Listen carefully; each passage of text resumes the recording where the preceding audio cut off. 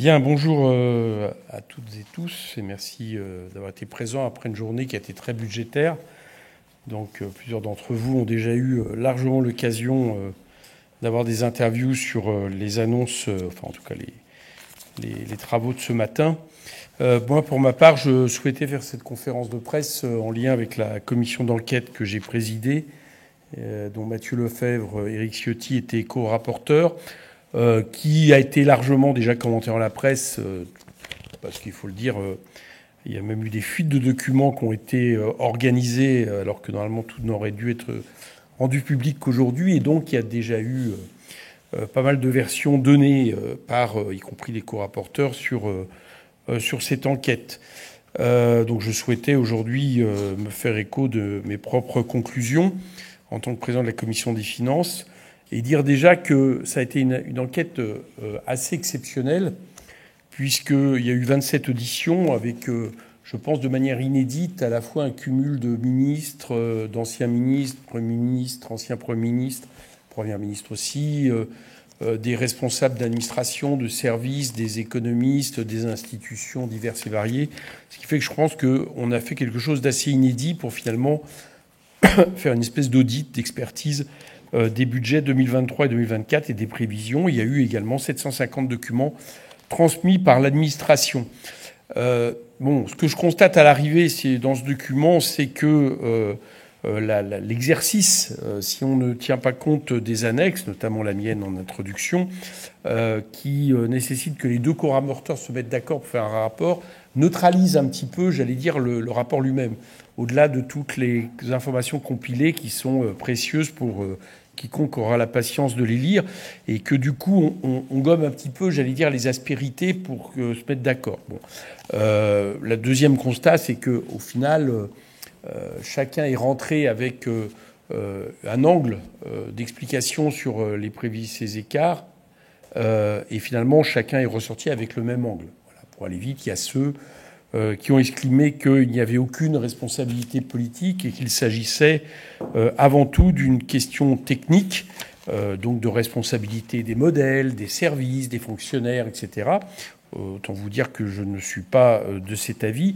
Et puis ceux qui pensent que l'essentiel s'explique d'abord par des problématiques de dissimulation de chiffres, de façon à passer l'examen d'un budget, l'adoption de ce budget, voire des élections européennes. Je pense également qu'on ne peut pas l'expliquer que par cela, même si, vous allez voir, j'estime qu'il y a quelques éléments de vrai dans cette possibilité.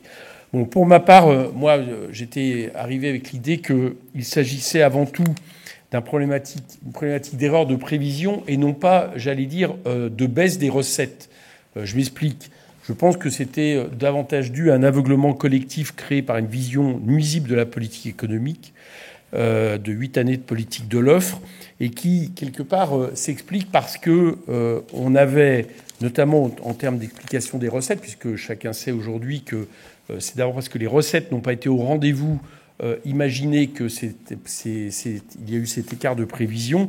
On a finalement basé ces recettes sur des années post-Covid au rendement absolument exceptionnel, parce que ça a été 2 années où on est passé, j'allais dire, d'une situation économique où on était au fond de la piscine, tout d'un coup on est remonté quasiment à la surface en 1 an. Et quand vous avez un développement d'activité à ce point, il est évident que vous allez produire des recettes exceptionnelles. Bon, sauf que ceux qui nous gouvernent ont estimé qu'en réalité, ça confirmait leur idée que plus vous abaissez les seuils d'impôt, plus il y a une rentabilité d'impôt. Voilà. Donc à partir de là, quand vous pensez ça, vous l'appliquez sur des années redevenues normales et vous avez, je crois, une des grosses explications des baisses de recettes, que ce soit l'IS, l'IR ou même la TVA. Quelqu'un comme Jérôme Fournel, dont on ne peut pas soupçonner de sympathie avec France Insoumise, et qui était intéressant en son audition parce que finalement il a été à plusieurs places dans tous ces épisodes qui le mettaient au cœur de l'action, explique le 13 décembre 2025, je cite, « Il faut reconnaître une tendance collective à s'auto-persuader que les recettes supplémentaires constatées en 2021 et 2022 relevaient d'une dynamique et que le même phénomène allait se produire en 2023. Voilà, on peut pas mieux dire pour, j'allais dire, analyser cette myopie, cette auto-persuasion. Laurent Bach d'IPP, également auditionné, dit aussi il y a eu tout un ensemble de réponses qui peut-être étaient espérées, que nous n'avons pas trouvées. Ou encore Éric Heyer, le FCE, qui dit voir la productivité proche de zéro après 5 ans de politique de l'offre indique que cette idée ne marche pas. Donc autrement dit, je pense que l'explication principale vient de la croyance dans la politique de l'offre et de l'échec de cette politique de l'offre pour produire les recettes espérées. Autrement dit, en réalité, on s'est rendu compte que l'activité du pays n'a pas été stimulée par la politique de l'offre. La réindustrialisation dont on vantait l'un des succès, Bruno Le Maire le faisait encore en mai 2024, on voit qu'il n'en est rien. La production manufacturière en janvier 2025 est inférieure de 3% à son niveau de janvier 2021. Et dans l'emploi salarié, la part de l'emploi industriel n'a absolument pas augmenté depuis 2017. On nous disait aussi avec cette politique, le chômage va appartenir au passé. Le moins qu'on puisse dire, c'est que malheureusement, c'est pas le cas, puisque on prévoit plus de 8% de chômeurs à la fin de l'année.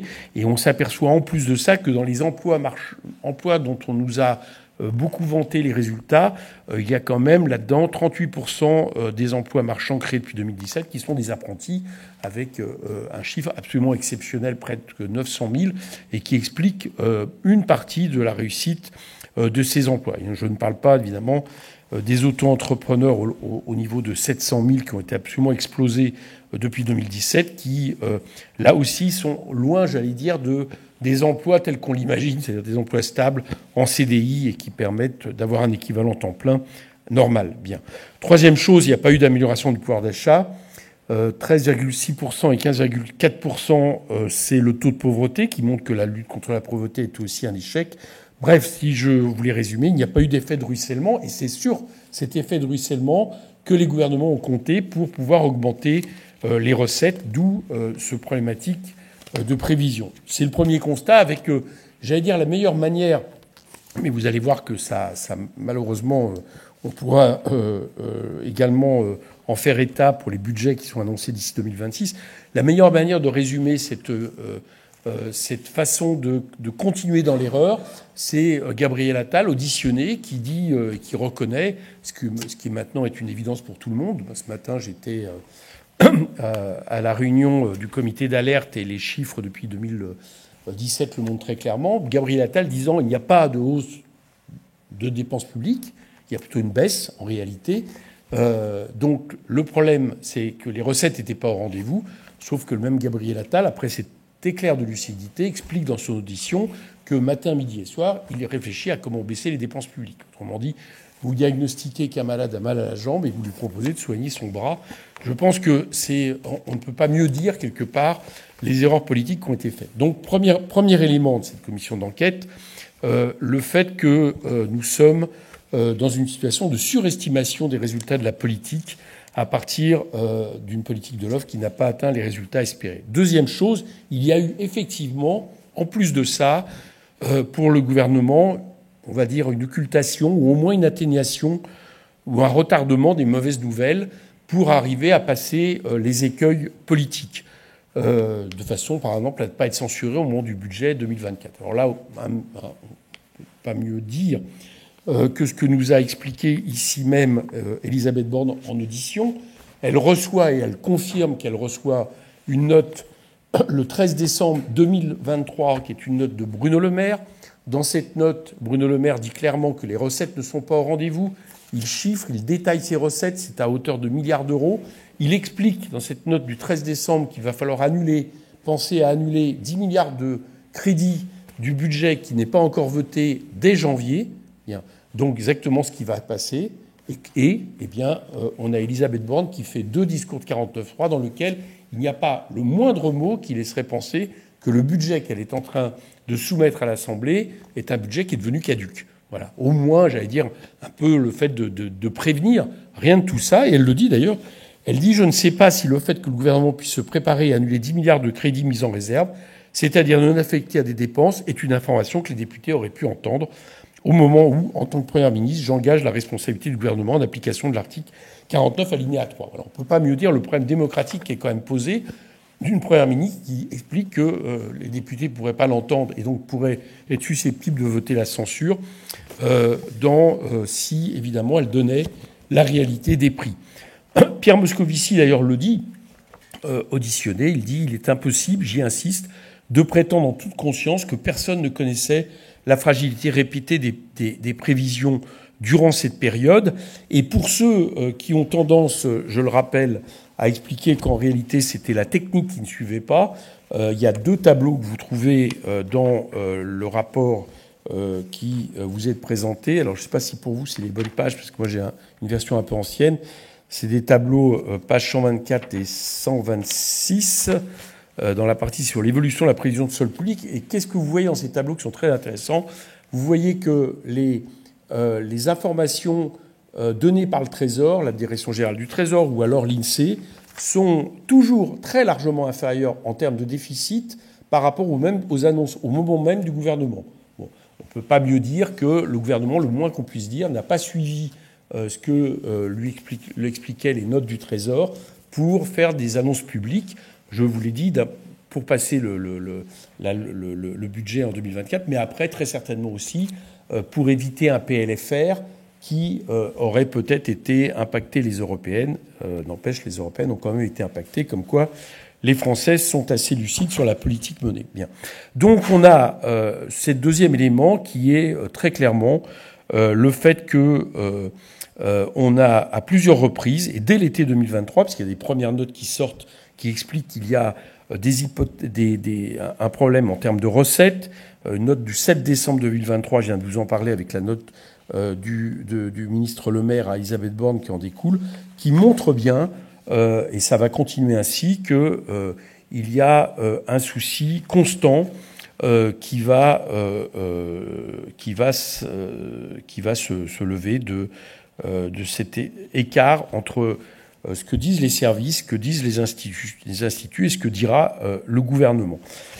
C'est d'autant plus vrai aussi pour les collectivités territoriales, où là, je vous rappelle qu'on a eu un épisode quand même assez marquant. Là, j'allais dire plutôt, c'est un épisode, j'allais dire politique, parce qu'on est en juillet 2024 et on a 2 ministres démissionnaires, M. Cazenave et M. Le Maire, qui annoncent tout d'un coup que les déficits vont être de près de 7% si rien n'est fait en fin 2024, et notamment parce qu'il y aurait 16 milliards de déficit des collectivités territoriales. Bien. Je pointe cet élément parce qu'en fait, il s'avère que dans les personnes auditionnées, la responsable de la direction qui s'occupe du budget des collectivités, à ce moment-là, émet une réserve absolument importante sur ce chiffre, en disant il n'a pas de sens, la méthode utilisée à la moitié de l'année ne permet pas de faire une telle prospective.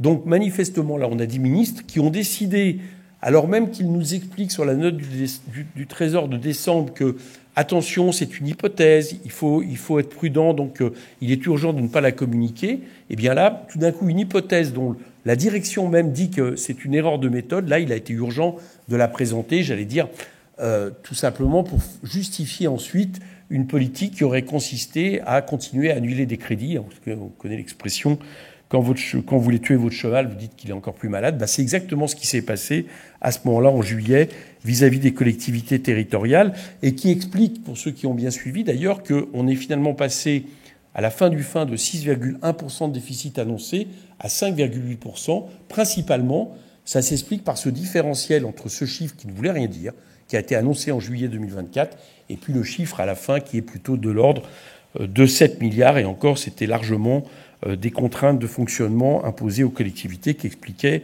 ce chiffre.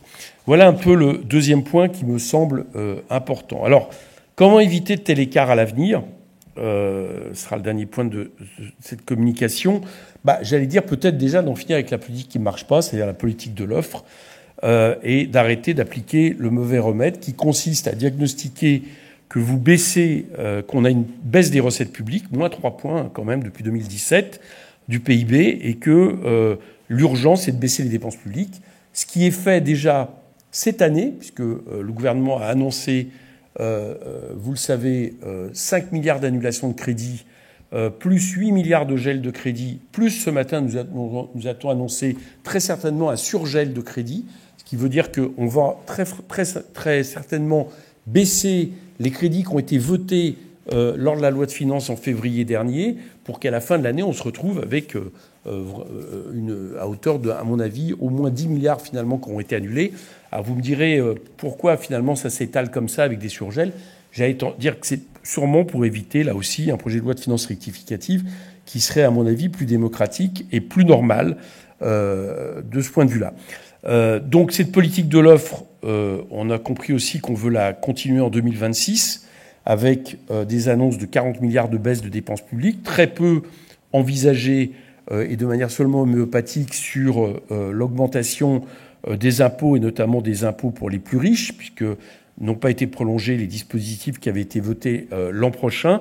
Et cette politique de l'offre, évidemment, pour moi, elle ne va faire qu'accroître les problèmes que nous avons eus en termes de prévision en 2023-2024, tout simplement parce qu'elle intervient à un très mauvais moment, un moment de reflux de l'activité économique, et que quand vous avez un moment de reflux de l'activité économique, vous ne baissez pas les dépenses publiques qui ont eux-mêmes un aspect récessif. Voilà. On sait que l'année dernière, la politique menée a coûté 0,4 points de PIB. On peut penser que s'il baisse à hauteur de 40 milliards en 2026, on ait cette fois une chute de 0,8 points de PIB. Vous faites le calcul, ça fait 4 fois 3, 12 milliards d'euros de recettes en moins qu'on peut craindre. Donc c'est une politique, j'allais dire, qui est un contresens, parce qu'on va notamment réduire un des feux de l'activité économique en France, qui est la consommation populaire. Donc c'est une très mauvaise chose de prévu et évidemment une très mauvaise chose pour répondre aux besoins des Français en matière écologique, de logement, d'éducation, mais aussi, parce qu'apparemment ça va être dans les cibles, en matière de collectivité territoriale. Je vous rappelle que 70% de l'investissement public depuis 2017, c'est les collectivités territoriales qui l'assurent, et que si on réduit encore leur budget, on peut craindre que l'investissement en prenne un coup encore plus important. Et les budgets de la sécurité sociale, avec des annonces ce matin qui n'en sont pas encore, mais qui sont des grandes inquiétudes dans ce qu'ils laissent subodorer, c'est-à-dire l'idée qu'on pourrait s'attaquer au système assurantiel en faisant en sorte, par exemple, que les plus riches de nos concitoyens aient moins de remboursement de la sécurité sociale que le reste du pays, ce qui est une remise en question du système assurantiel, ce qui est plutôt un système de solidarité, de charité, appelez-le comme vous voulez, mais qui remettra en question le système assurantiel. Bon, donc on peut craindre des coupes sombres dans les budgets de la sécurité sociale, de l'État encore, des collectivités territoriales, sans avoir les marges d'investissement nécessaires, et ce, à un moment donné où les Allemands investissent 500 milliards dans leur industrie. On a vu pas mal de comparaisons ce matin avec l'Allemagne, notamment en termes de balance commerciale et d'industrialisation. Je crains que si cette politique est appliquée, dans 20 ans, on se retrouve pour voir un différentiel encore plus important, parce qu'on aura une politique d'austérité et d'offre au moment même où celle-ci est de plus en plus controversée. Je termine sur les propositions que, pour ma part, j'ai fait suite à cette discussion, à cette commission d'enquête. Il y en a une, vous avez constaté, c'est le fait de revenir et d'arrêter cette politique de l'offre, qui a, à mon avis, fait suffisamment de dégâts dans le pays. La deuxième, c'est de ne plus permettre justement de jouer comme ça avec les budgets. C'est-à-dire qu'on a jusqu'à maintenant la possibilité pour un gouvernement d'aller jusqu'à réduire à hauteur de 1,5% des crédits votés, de les réduire jusqu'à 1,5%, c'est-à-dire un peu plus de 10 milliards, sans passer par un PLFR. Je pense que c'est un vrai problème démocratique. Et je suis pour abaisser ce chiffre à 0,5%, soit 3 milliards d'euros, et à minima, à passer par les commissions des finances du Sénat et de l'Assemblée pour donner un avis positif sur ce genre de décision qui pourrait être faite et qui permettrait de ne pas contourner le Parlement. La deuxième proposition que je fais, je sais qu'elle est iconoclaste et qu'elle nécessiterait un changement constitutionnel, mais je la mets sur la table. Je pense qu'il faudrait en finir avec le 49.3. Voilà, je crois que nous sommes dans un moment où ce n'est plus acceptable que le budget passe sans vote, sans le fait de refléter la majorité du Parlement. Ce matin, Amélie de Montchalin a eu un lapsus dans cette réunion à huis clos que nous avons eu avec les partenaires sociaux, les députés et les collectivités. Elle a dit ce qui a été nouveau dans le budget 2025, c'est qu'il a été fait par le Parlement. Bien. lui ai fait remarquer qu'un budget fait par le Parlement qui passe par 49.3, c'est quand même assez osé. C'est exactement la phrase qu'elle a donnée. Et donc, je pense qu'il faut dorénavant éviter ça. Et je crois qu'il serait de bonne loi que le 49.3 ne puisse plus être utilisé pour passer le budget. Et à mon avis, en plus, on aurait des budgets plus utiles. Je suis pour renforcer les pouvoirs de contrôle du Parlement. Je ne suis pas d'accord avec ceux qui proposent d'externaliser les prévisions de Bercy. Je pense qu'il doit y avoir un monopole gardé par Bercy parce que c'est normal que le politique et l'exécutif continuent à travailler sur les prévisions. Par contre, je crois qu'il serait nécessaire, et je crois qu'il y a certaines dispositions du plan d'action présenté par les ministres qui va dans ce sens, qu'on s'appuie obligatoirement sur des ressources diverses, de façon quelque part à challenger les résultats, et que on puisse même, le gouvernement puisse même se retrouver dans l'obligation d'expliquer pourquoi ces prévisions ne correspondent pas à ce qui sort justement de différents instituts, je pense à l'OFCE, à IPP, mais aussi à des organismes comme la Banque de France, etc. Je pense que les commissions des finances doivent dorénavant avoir les notes qui jusqu'à maintenant nous étaient secrètes, qui vont directement au ministre, notamment du Trésor, parce qu'on voit bien que de ne pas les avoir eues en 2023-2024 nous a empêché de faire très clairement notre rôle de contrôle, alors même que le gouvernement s'exonérait de ses notes. Ça, c'est à mon avis aussi quelque chose d'important. Voilà. Par ailleurs, je me retrouve dans une partie des recommandations des deux rapporteurs qui permet aussi de mieux informer le Parlement. Je pense que le Parlement devrait aussi bénéficier de services de façon à pouvoir davantage assurer le contrôle et faire ses propres prévisions, là aussi pour challenger ce qui pourrait venir du gouvernement. Voilà. Voilà donc la situation dans laquelle nous sommes. Je le dis en conclusion, on est passé de 1,1% de croissance sous le gouvernement Barnier à 0,9% sous François Bayrou. En 2 mois, on a baissé à 0,7%. Je crains qu'on ne soit encore très optimiste.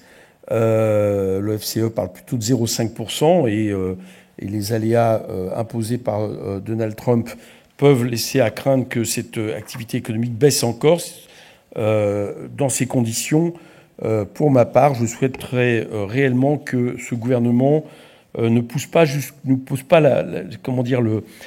trop loin la gageure qui est d'éviter à tout prix que le Parlement puisse intervenir sur un budget en cours qui est en train d'être très largement transformé par rapport au budget initial. Et je le répète, je pense qu'un projet de loi de finances rectificative serait quand même, d'ici la fin de l'année, non seulement nécessaire, mais en plus souhaitable, ne serait-ce que pour respecter davantage la démocratie. Voilà ce que je voulais vous dire en lien avec cette commission d'enquête et mon propre rapport, qui est donc annexé, comme vous le trouverez, à la commission, qui fait 38 pages et qui donne mon point de vue sur cette question. Voilà, s'il y a des questions, je vais bien répondre.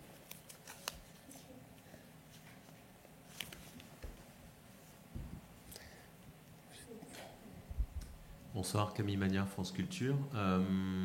Pourquoi est-ce que vous ne reprenez pas le terme de dissimulation qui est mis en avant par Éric Ciotti dans son co-rapport, dans sa partie en tout cas, et vous avez dit qu'il insistait beaucoup là-dessus. Vous avez des termes un peu plus nuancés, mais vous n'avez pas jusqu'à parler de dissimulation ? Non, en fait, ce que je ne reprends pas, c'est l'idée que ça serait l'explication principale des écarts. Je pense que l'explication principale, je l'ai dit, c'est qu'on a un gouvernement qui s'est lui-même auto-intoxiqué sur les effets de sa politique.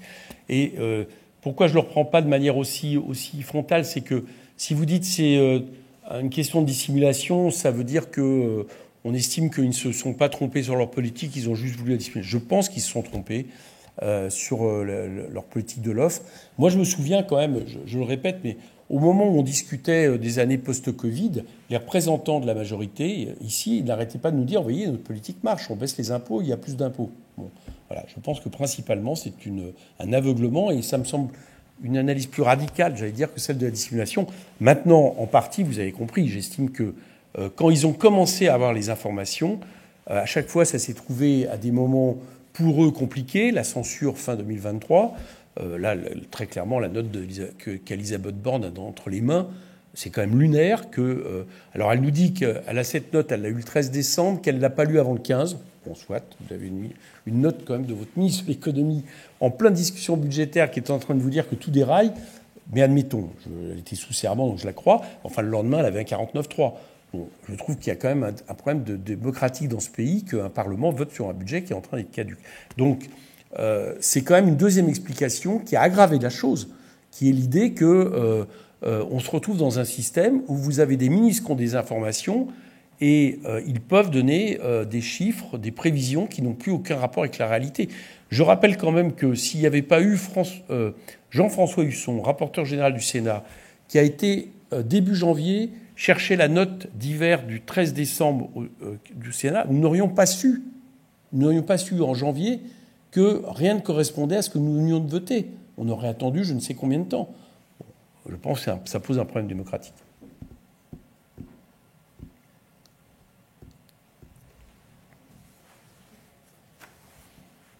Merci. Non. Pardon. Excusez-moi. Ouais, donc, Grégoire Normand, la Tribune.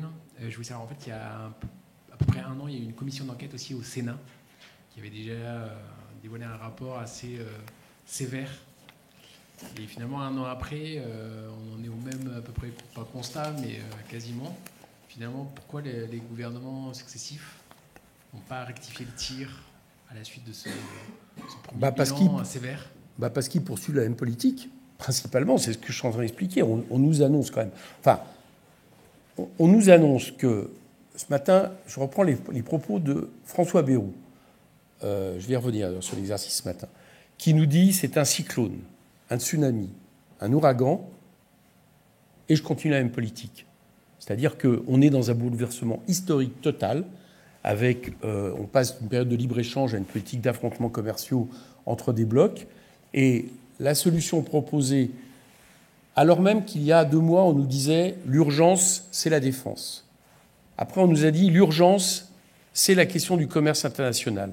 Et là, maintenant, à nouveau, l'urgence, c'est budgétaire. Autrement dit, il faut se concentrer, dans leur langage à eux, sur la baisse des dépenses publiques. On voit bien qu'il y a quand même un écart considérable entre le moment que nous vivons, qui est un moment de bouleversement, et ce qu'en tirent les conclusions du gouvernement. Donc d'abord, pour vous répondre, parce qu'on a des gens qui sont totalement aveuglés dans leur politique d'offre et de compétitivité, encore une fois, qui échouent. Alors là-dessus, quand même, je dois dire qu'au moins sur la question qui nous préoccupe aussi, c'est-à-dire ce que j'appelle la dissimulation, on me pose la question sur la dissimulation. J'ai quand même l'impression que là, il va y avoir quelques progrès de fait.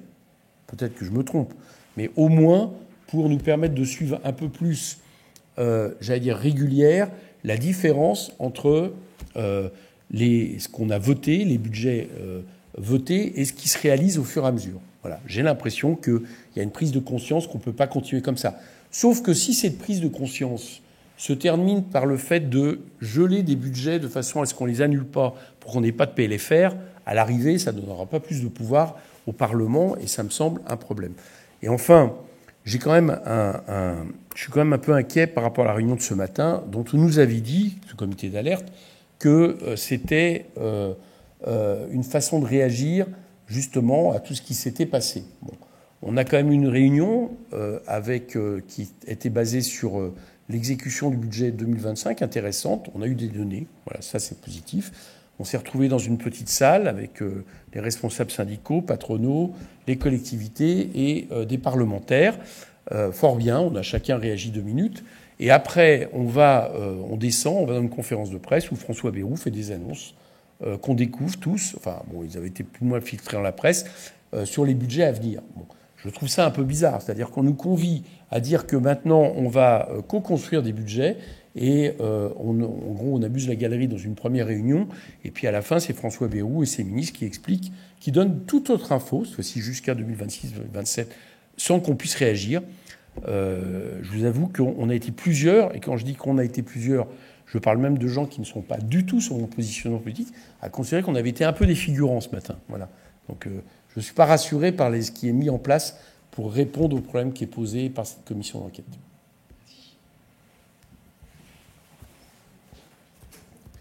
Oui, Laurence Dequier à Marianne.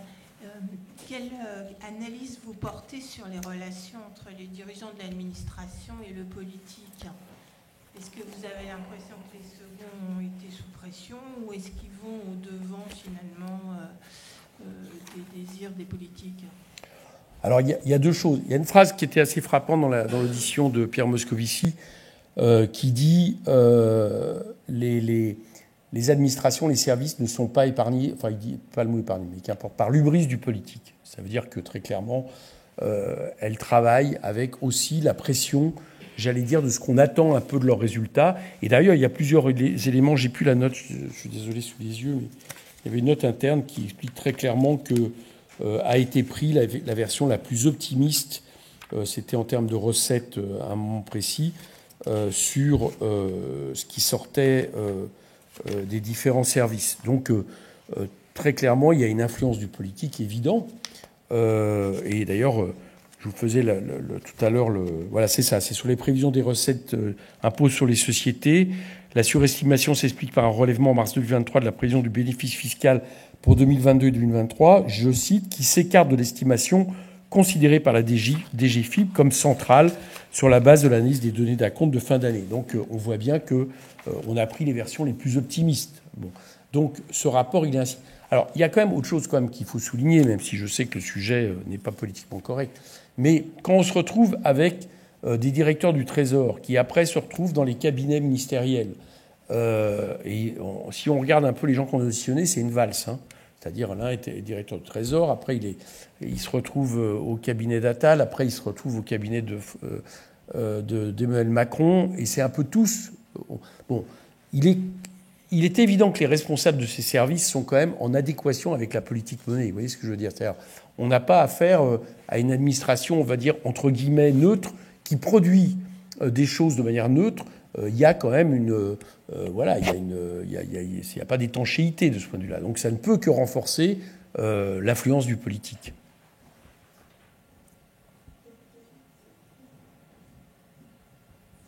Stanislas Noyer, de l'aide de l'expansion. Je n'ai pas pu lire le rapport, donc je ne sais pas si vous en parlez ou pas, mais que pensez-vous de l'idée d'une expertise qui dépendrait de l'Assemblée nationale, comme ça existe dans certains pays, je crois? Très bonne question, ce que je suis absolument pour. Je l'ai dit tout à l'heure rapidement, c'est-à-dire je suis pour que Bercy garde le monopole des prévisions sur lesquelles s'appuie in fine la loi de finances. Mais je serais pour que... alors c'est vrai du HCFP aussi, mais c'est vrai de nous. Je serais pour que l'Assemblée nationale dispose de plus de moyens de contrôle, donc puisse avoir ses propres analyses de façon un peu à challenger les choses. Bon, voilà, c'est clair. Ça serait vraiment nécessaire, ça serait une preuve de démocratie. Et il y a plein d'institutions. Moi, je parlais le jour, j'étais un débat organisé par Gabriel Zucman, des gens comme l'IPP, des gens comme l'OFCE. Enfin, il y a plein d'institutions qui seraient tout à fait disponibles pour faire, on va dire, une espèce de travail d'expertise permanent à disposition de l'Assemblée nationale, bien sûr. Oui, bonjour, Jean-Michel Lamy, Nouvel Économiste. Vous avez un peu abordé la question, mais donc ce matin, le Premier ministre vous a appelé les commissions parlementaires à un travail sur son propre travail qui doit sortir le 14 juillet. Alors qu'est-ce que ça vous inspire et est-ce que vous confirmez que le 14 juillet, l'Assemblée nationale sera fermée? C'était ça la question. Alors le 14 juillet, entre parenthèses, le travail, il a donné un autre nom. Enfin, c'est le tiré à part. Hein. Excusez-moi, mais il va nous donner le 14 juillet les grandes lignes budgétaires. C'est le tiré à part chaque année. Ce qui est anormal, c'est l'année dernière. Il n'y a pas eu de tiré à part. Voilà, donc on va revenir peut-être à une situation un peu plus normale. Ça, c'est une petite précision. Si j'ai bien compris, ils vont par contre, et ça, je trouve ça plutôt positif, sauf si c'est pour essayer de nous, j'allais dire, de nous entraîner dans une espèce de... Amin Monchalin a utilisé ce mot, on était associés ce matin au travail d'alerte. Non, on ne va pas être associés, et je doute fortement que ce qu'on dise va produire des modifications de ce budget. Par contre, si on peut avoir des réunions plus fréquentes, et apparemment c'est prévu, qui nous donnent justement des chiffres qui permettent de suivre de manière réelle l'évolution des choses, ça sera positif. Moi, là-dessus, je l'ai dit tout à l'heure, ça, je pense qu'il y a quand même une prise de considération qu'on ne peut pas se retrouver dans la situation de 2024. Bon, mais la situation de 2024, elle est... Enfin, je pense que tout ce qui se passe depuis 2023 s'explique principalement par le fait qu'on a des gouvernements qui n'ont plus de majorité. Quand vous n'avez plus de majorité, vous essayez de passer pour éviter les votes. C'est la raison pour laquelle il n'y a pas de PLFR, voilà, et c'est la raison pour laquelle, je le répète, fin 2023, ils sont arrivés à cette situation de cacher une vérité qu'ils avaient déjà à l'époque. Donc c'est peut-être, pour régler le problème, il faudrait peut-être qu'il y ait un gouvernement qui reflète la majorité du pays et du suffrage universel. Mais c'est une autre question. Là. Bonjour, Nicolas Dumas pour BFM TV. Peut-être pour compléter la question de mon confrère, est-ce qu'en fait il faut une session extraordinaire peut-être cet été pour avancer plus largement sur tous les dossiers, y compris... Oui, moi je serais assez pour. Ouais. Mais vous l'avez compris, je pense que très franchement, vu ce qui est annoncé aujourd'hui, je le répète pour que ce soit bien compris, c'est-à-dire que, pour bien comprendre, hein, on a déjà 5 milliards d'annulations de crédit. On a 8 milliards de gel en plus 1,4 milliard de gel sur la Sécu, et ce matin, je vous le dis, il y a une petite ligne marquée où il y a marqué qu'il fallait attendre des surgels. Bon, ça, c'est pas raisonnable. On ne peut pas attendre un projet de loi de fin de gestion à la fin de l'année pour finalement nous dire « Ah ben, rien ne s'est passé comme prévu, mais maintenant, on vous propose de le corriger en fin d'année ». J'attire votre attention sur la raison pour laquelle on fait des projets de loi de fin de gestion plus que des PLFR. C'est un projet de fin de gestion, vous ne pouvez pas discuter de recettes. C'est-à-dire le Parlement, l'Assemblée nationale, ne peut pas proposer des recettes. Voilà, c'est ça la grosse différence. Donc ça, moi je trouve ça, vu la situation, je pense qu'il serait raisonnable et démocratique d'envisager pour le printemps, début de l'été, un PLFR qui nous permettrait de parler de la situation telle qu'elle est. Et donc ça répond un peu à votre question sur une séance extraordinaire.